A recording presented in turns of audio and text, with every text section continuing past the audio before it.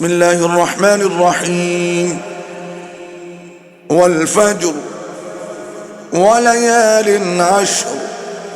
والشفع والوتر والليل إذا يسر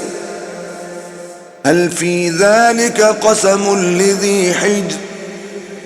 ألم تر كيف فعل ربك بعاد إرم ذات العماد التي لم يخلق مثلها في البلاد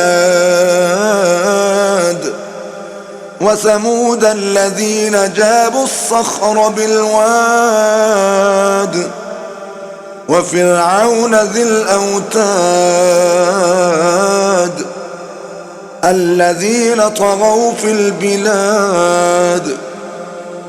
فأكثروا فيها الفساد فصب عليهم ربك سوط عذاب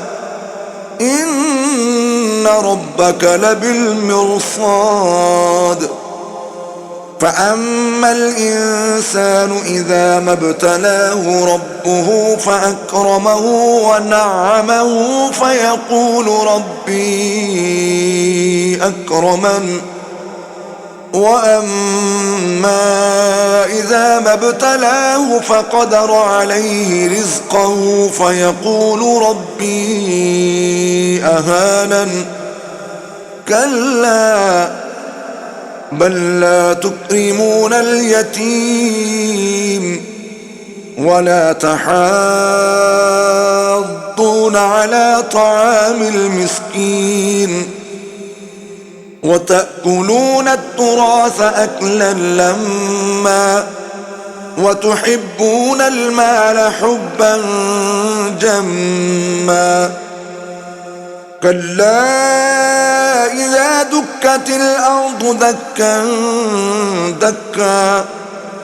وجاء ربك والملك صفا صفا وجيء يومئذ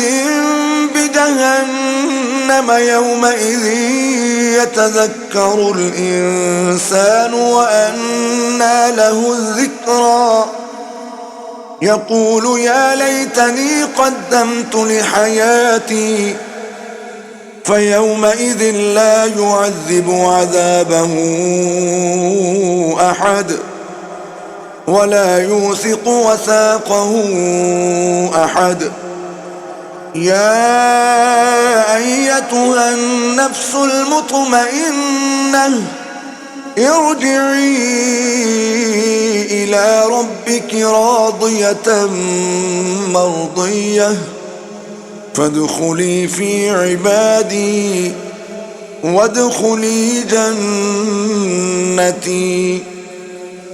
صدق الله العظيم.